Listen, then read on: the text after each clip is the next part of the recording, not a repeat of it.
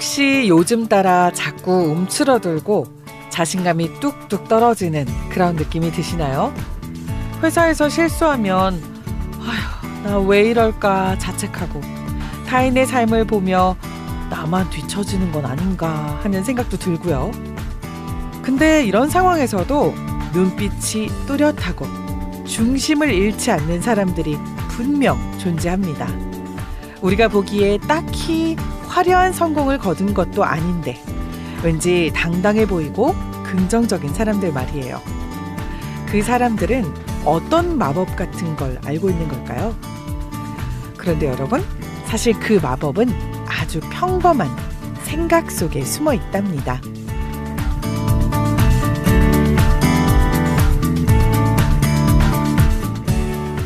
소망의 여인들 청취자 여러분, 안녕하세요. 하나님의 사랑과 예수 복음을 전하는 소망의 여인들 전현주입니다. 오늘도 저와 함께 이야기 나눠주실 한아름 자매님 나오셨습니다. 자매님 안녕하세요. 네, 안녕하십니까. 소망의 여인들 청취자 여러분 반갑습니다. 네, 오늘은 자존감에 대해서 이야기를 해보려고 해요. 자매님은 자존감이란 뭐라고 생각하시나요? 저는 한국에 와서 자존감에 대한 이야기를 많이 들었어요. 사실 윗동네에서는 자존감이라는 단어를 거의 사용하지 않았거든요. 아랫동네에 와보니 자존감에 대한 여러 강의도 많이 있고 대화할 때도 자존감이라는 이야기를 많이 하더라고요. 그렇죠. 그런데 사실 한국에서도 자존감에 대한 이야기를 하기 시작한 게 그렇게 오래되지는 않은 것 같아요. 저도 어린 시절에는 자존감이라는 이야기를 많이 못 들었거든요. 근데 텔레비전에 육아에 대한 방송이 많이 나오면서 본격적으로 시작된 걸로 기억합니다. 네, 자존감은 정확하게 어떤 걸 말하는 거죠? 내가 멋지고 훌륭한 존재라고 생각하면 자존감이 높은 건가요? 네, 그래서 제가 국어 사전을 찾아봤는데요. 사전에는 스스로 품위를 지키고 자신을 존중하는 마음이라고 나와 있었어요. 그러면 자존심이랑 비슷한 의미인가요? 자존심이랑은 상당히 다른 말인데요. 자존감은 나의 있는 그대로의 모습을 인정하고 이를 긍정적으로 받아들이는 자세로부터 비롯되는 거거든요. 하지만 자존심은 다른 사람에게 굽히지 않고자 하는 마음에서 비롯되는 겁니다. 좀 많이 다르죠? 그래서 자존심에는 경쟁심이나 비교하는 마음이 들어있어요. 그렇군요. 생각해보니 자존심이라는 단어는 부정적인 의미로 많이 사용되는 것 같아요. 무슨 일이 생겼을 때 아유 자존심 상해 이런 말을 자주 하잖아요. 그러네요. 또 고집이 세거나 단호한 사람에게 자존심이 세다고 말하는데 부정적인 의미가 강하죠. 제가 사람들을 만나다 보면 자존심이 강한 사람들은 좀 더 쉽게 상처받는 것 같아요. 네, 그런 것 같아요. 반면 자존감이 높은 사람들은 좀처럼 상처를 받지 않죠. 그럼 오늘 이야기를 통해 저도 자존감을 높이는 법을 배우고 싶네요. 네, 우리 모두의 자존감이 올라가는 그런 시간 됐으면 좋겠습니다. 그런데 자존감은 자신의 외모나 능력 아니면 돈이 많고 적음과는 상관이 없을까요? 자존감은 자신이 가진 조건을 긍정적으로 받아들이는 것을 말하는데요. 심리학자 브랜드는 자존감에 대해 이렇게 정의했습니다. 자존감은 자신이 인생을 살 수 있다는 확신이며 행복할 자격이 있다고 믿는 것이다. 즉, 단순히 난 멋져 이렇게 외치는 게 아니라 나는 지금 모습 이대로 가치 있고 의미 있는 존재야 라고 받아들이는 거죠. 무언가 뛰어나다고 해서 자존감이 높은 게 아니군요. 그렇죠. 많은 사람들이 이 자존감에 대해 오해하는 것 같아요.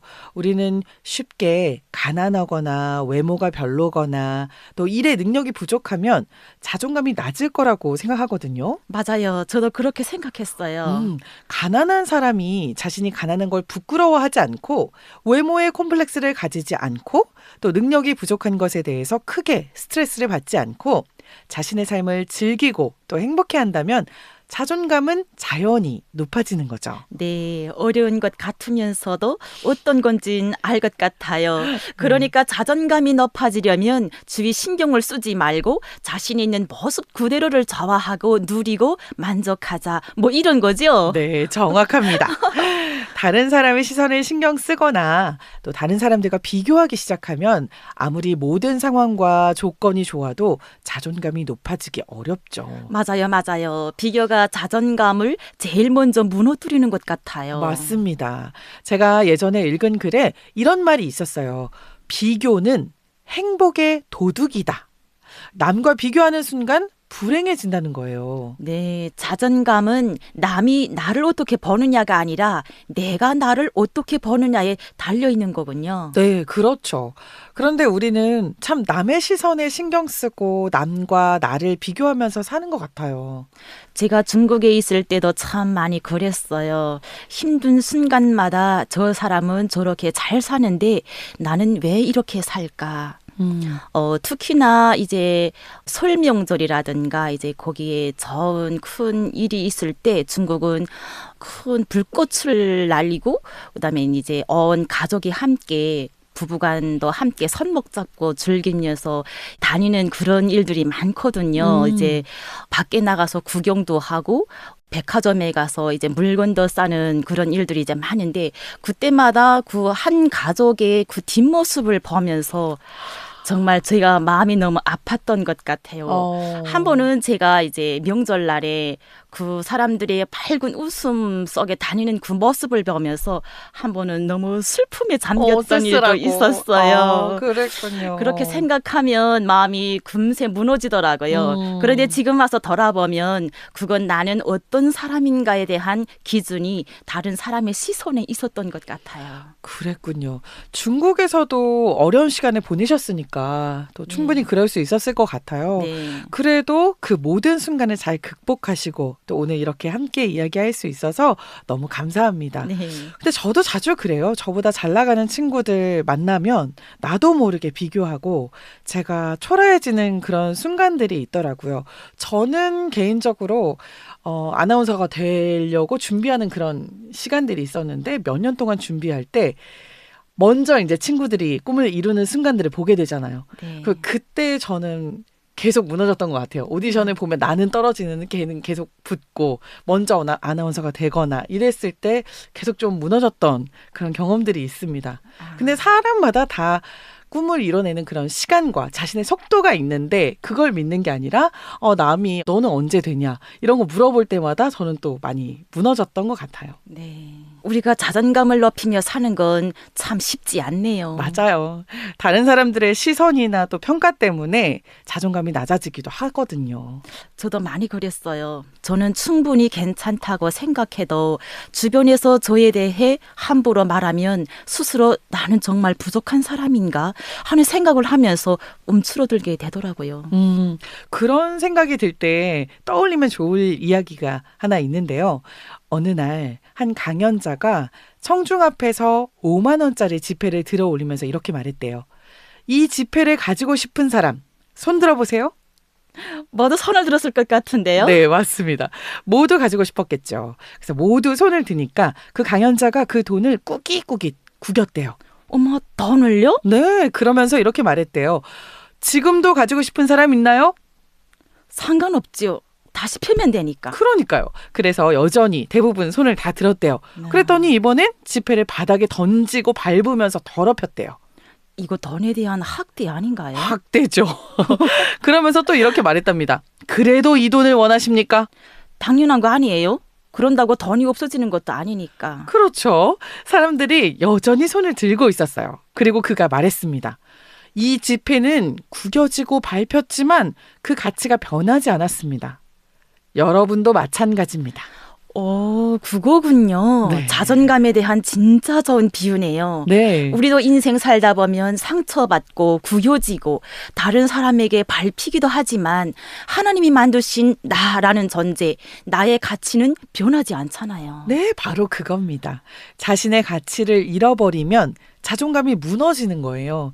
근데 자존감이 낮다는 건 내가 얼마나 소중한 존재인지 잊었다는 뜻이기도 하죠. 제가 좋아하는 명언 중에 이런 말이 있어요. 다른 사람이 당신을 어떻게 생각하든 그건 당신의 일이 아니다. 와, 멋진 말이네요. 다른 사람의 생각이 나를 바꿀 수는 없죠. 우리가 붙잡아야 할 건 내가 나를 어떻게 보느냐 하는 겁니다. 저도 그 말 너무 공감돼요. 사람들의 말이나 시선 때문에 내 마음이 하루에도 수십 번 흔들릴 때가 있었거든요. 네. 제가 라오스 수용소에서 석 달 동안 있을 때 그 나라에 이제 저까지 포함해서 3개 나라가 있었거든요. 중국, 라오스, 이제 북한 이렇게 3개 나라가 있었는데요. 근데 그때 라오스 수용소에서 이런 중국 사람들과 라오스 사람들과 이렇게 함께 이제 거기 함께 있다 나니까 내가 많은 사람들의 이제 눈치를 보거나 그들의 말에 많이 꿀리기도 이제 했었거든요. 그런데 결국 내가 나를 어떻게 정의하느냐가 중요하더라고요. 네, 그래서 자존감은 나를 존중하는 훈련입니다. 남이 나를 인정해 주지 않아도 나는 여전히 가치 있는 존재다라고 스스로에게 말하는 연습이 필요한데요.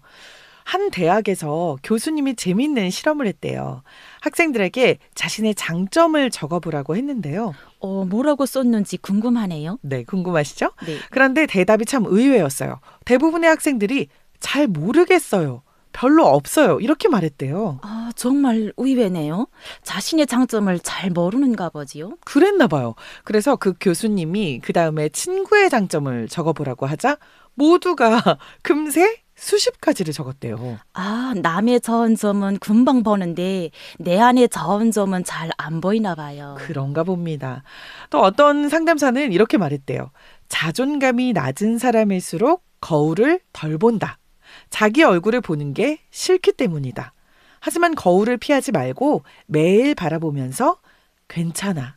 너는 충분해. 라고 말하라. 아, 저도 해봐야겠어요. 사실 나이가 들면서 거울을 안 보게 되더라고요. 오늘부터는 다시 해봐야겠네요. 거울 앞에서 괜찮아, 한아름, 너는 충분해. 충분해. 라고. 저도 해보려고요. 이게 웃기지만 정말 효과가 있어요. 이런 훈련이 내 안의 목소리를 바꾸는 일이거든요. 노래 하나 듣고 다음 이야기를 이어가 볼까 합니다. 네. 오늘 이 방송을 듣는 모든 분들께 드리고 싶은 저희의 고백을 이 노래로 들려드릴게요. 김수지의 이 시간 너의 맘속에.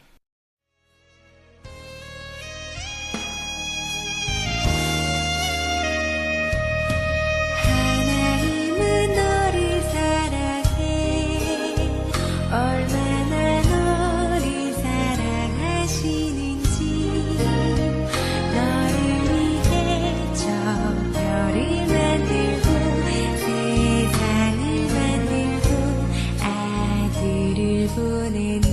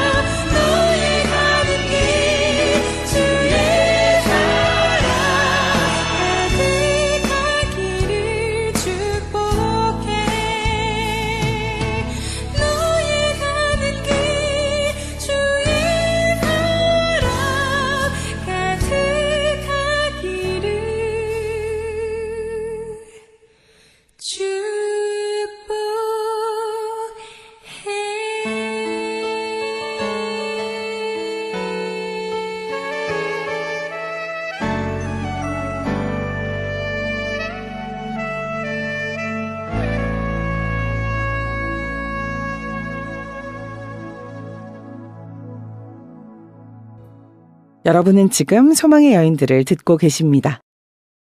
우리는 우리의 가치를 외모, 돈, 사회적 지위에서 찾으려고 하잖아요. 근데 그런 건 너무 쉽게 변하거든요. 그렇죠. 하지만 하나님의 사랑은 절대 변하지 않죠. 하나님은 정말 우리를 왜 이렇게 사랑하실까요?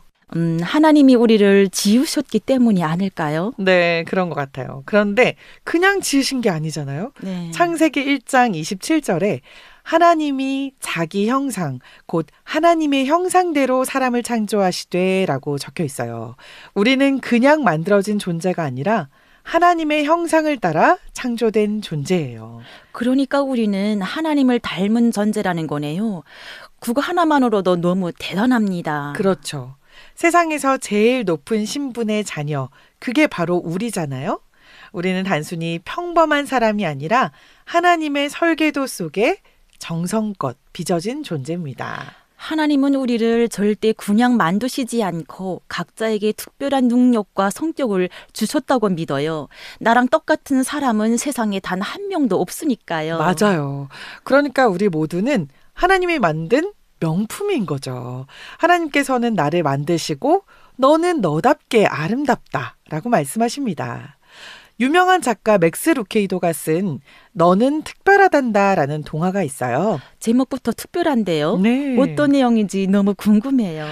이 책의 내용이 하나님과 우리에 대한 이야기인데요. 내용도 아주 재밌습니다. 작은 나무 사람들이 사는 마을이 있었어요. 이 나무 사람들은 서로에게 금빛으로 된 별표와 잿빛으로 된 점표를 붙이면서 하루를 보냅니다. 재주가 뛰어나거나 색이 멋지면 금빛 별표를 받고 솜씨가 없거나 나뭇결이 거칠면 잿빛 점표를 받았대요. 별표는 인기가 많았을 것 같은데요. 그렇죠. 이 마을에서는 별표가 많은 나무 사람이 최고였죠. 그럼 잿빛 점표가 있으면 널림을 받았나요? 네, 그렇습니다. 이 동화의 주인공 펀치넬로는 몸에 잿빛 점표가 가득했어요. 아이고, 굉장히 속상했겠네요. 네, 스스로를 형편없다고 생각했던 이 펀치넬로는 어느 날 아무런 표도 붙이지 않은 나무 사람 루시아를 만나게 됩니다. 어떻게 아무런 표도 붙이지 않았을까요? 펀치넬로도 그게 궁금했죠. 네. 그래서 루시아를 따라가는데요. 그곳에서 엘리라는 목수를 만나게 됩니다. 그 목수는 바로 나무 사람들을 만든 분이었죠. 엘리는 펀치넬로에게 내가 널 만들었기 때문에 너는 특별하고 무척 소중하단다. 이렇게 말해줍니다. 그런 말을 들은 펀치넬로의 자존감이 올라갔겠네요. 그렇죠. 펀치넬로는 엘리의 말을 듣고 스스로가 얼마나 소중한 존재인지 깨닫게 되고 그러자 몸에 붙어있던 점표들이 떨어져 나갔어요. 아, 펀치넬로도 루시아처럼 된 거네요. 네. 우리는 남들이 붙여준 표에 의해서 정의되는 게 아니라 우리를 만드신 분의 디자인대로 정의되어야 합니다. 하나님께서는 시편 139편 14절에 이렇게 말씀하시는데요. 주께서 나를 지으심이 신묘 막측하심이라. 내가 주께 감사하오니 주께서 하신 일이 놀라우심을 내 영혼이 잘 아나이다. 신묘막축이라는 말은 정말 오묘하고 놀랍다는 뜻이잖아요. 네. 하나님이 나를 그렇게 만드셨다니 내가 스스로 못났다고 생각할 이유가 하나도 없네요. 그렇죠. 우리가 자존감을 잃는 이유 중 하나는 하나님이 만든 나를 자꾸 세상의 기준으로 평가하기 때문입니다. 이사야 43장 4절 말씀에서 하나님은 너는 내 눈에 보배롭고 존귀하다고 말씀하십니다. 이사야 43장 4절 말씀에서 너는 내 눈에 보배롭고 존귀하다고 말씀하십니다. 그러나 세상은 아니야. 아직 부족해. 더 예뻐져야 해. 더 성공해야 해. 라고 말하죠. 그럼 그건 결국 창조주 하나님을 향한 불신의 마음이 아닐까요? 하나님 당신이 나를 잘못 만드신 것 같아요. 우리가 나 자신을 부정할 때 하나님 마음이 얼마나 아프셨을까요? 그러니까요. 하나님은 이사야 43장 1절에서 우리에게 이렇게 말씀하십니다. 너는 내 것이다. 어떠신가요? 이 말씀 한마디면 충분하지 않나요? 정말 그렇네요. 네. 하나님이 내가 널 만들었고 너는 내 것이야 라고 하시는데 우리가 더 증명할 것도 비교할 것도 없네요. 혹시 깨진 항아리 이야기를 들어봤었어요? 아니요, 들려주세요. 옛날에 어떤 물장수가 있었습니다. 그는 항아리 2개를 들고 매일 물을 기르러 산을 오르내렸어요. 그런데 그중 한 항아리는 금이 가 있어서 물을 가득 채워도 집에 올 때쯤이면 절반밖에 남지 않았죠. 금이 간 항아리는 매일 미안해했어요. 주인님, 저는 쓸모가 없어요. 항상 물을 반밖에 담지 못하잖아요. 그런데 주인이 웃으며 말했어요. 그렇지 않아. 네가 물을 흘리는 길가에 내가 꽃씨를 심어두었단다. 덕분에 매일 그 꽃들이 자라나고 있지. 그때 금간 항아리는 알았어요. 자신의 몸에 있는 금이 쓸모없는 게 아니라 오히려 축복의 통로였다는 걸요. 정말 아름다운 이야기인데요. 우리의 부족함도 하나님 손에 들리면 다른 사람을 살리는 통로가 될 수 있다는 거네요. 네. 맞아요. 그래서 하나님 안에서는 못난 것도 실패도 상처도 다 의미가 있습니다. 네, 그렇습니다. 그걸 아는 순간 나는 부족해도 괜찮아. 하나님이 나를 쓰시니까 이렇게 고백할 수도 있고 동시에 자존감도 회복이 되는 거죠. 네, 저는 이 성경 구절을 좋아합니다. 요한복음 1장 12절 영접하는 자 곧 그 이름을 믿는 자들에게는 하나님의 자녀가 되는 권세를 주셨으니. 외모나 조건이 문제가 아니라 이미 신분이 다른 존재라는 말입니다. 네. 하나님의 자녀. 정말 엄청난 특권이죠. 네, 그래요. 하나님 안에 있는 내 모습을 생각하니 자존감이 쑥 올라가네요. 이 세상을 만드시고 다스리시는 하나님께서 나에게 최고라고 하시는데 다른 사람들이 말하는 게 뭐가 중요하겠어요. 하나님 말씀만 들으면 되죠. 아멘. 제가 오프닝에서 했던 말 기억나세요? 왠지 당당해 보이고 긍정적인 사람들에겐 어떤 마법 같은 게 있다고 한 말이요. 네. 그 마법은 아주 평범한 생각 속에 숨어 있다고 말씀드렸었는데요. 그 생각은 이런 겁니다. 일을 할 때 결과보다는 과정을 더 중요하게 여기세요. 그런데 우리가 일하다 보면 가끔 실수하고 실패할 수 있잖아요. 그럴 때 약한 나를 바라보지 않고 능력의 하나님을 바라보는 겁니다. 아멘. 성경은 결과보다 과정 속에서 하나님을 신뢰하는 훈련을 가르칩니다. 디모데후서 1장 7절 말씀에 보면 하나님이 우리에게 주신 것은 두려워하는 마음이 아니요 능력과 사랑과 절제하는 마음이라고 기록되어 있습니다. 우리가 하나님께 지혜를 구하면 우리가 가진 능력을 넘어서는 지혜를 주신다는 거죠. 약한 나를 부정하는 게 아니라 약한 나를 하나님께 맡기는 것, 그것이 자존감을 높이는 지름길입니다.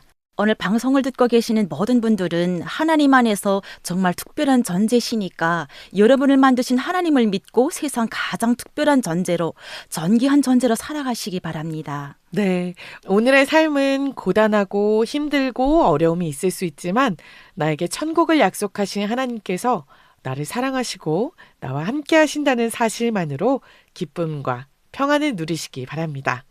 노래 한 곡 더 듣고 오겠습니다. 너는 내 것이라.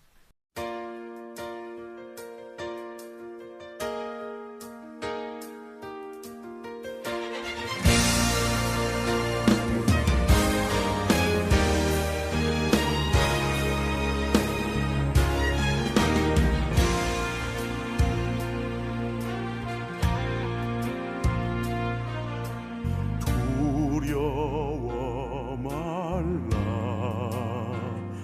내가 너를 구속하였고 너를 지명하여 불렀나니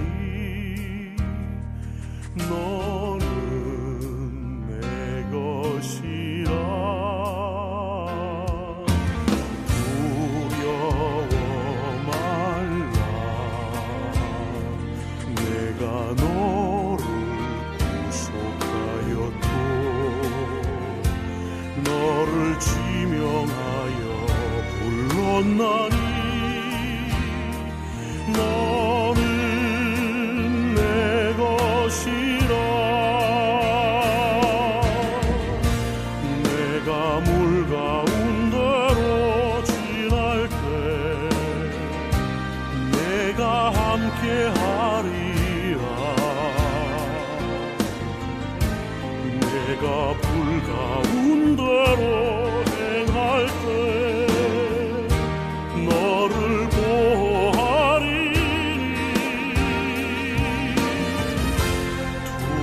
두려워 말라 내가 너를 구속하였고 너를 지명하여 불렀나니 너는 내 것이라.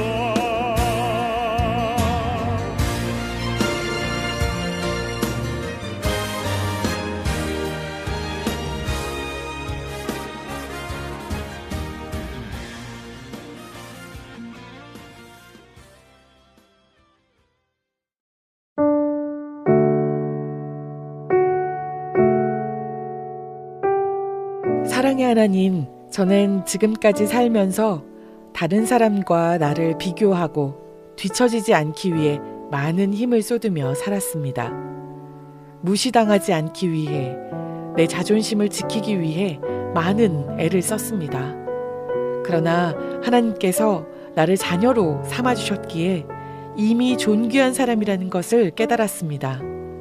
나를 위해 저 별도 만드시고 세상도 만드시고 아들도 보내셨으니 내가 얼마나 소중한 사람인지요.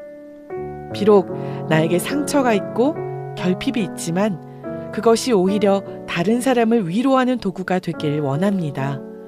연약한 나를 바라보지 않고 능력의 하나님을 바라보며 살게 해주세요. 예수님의 이름으로 기도합니다. 아멘.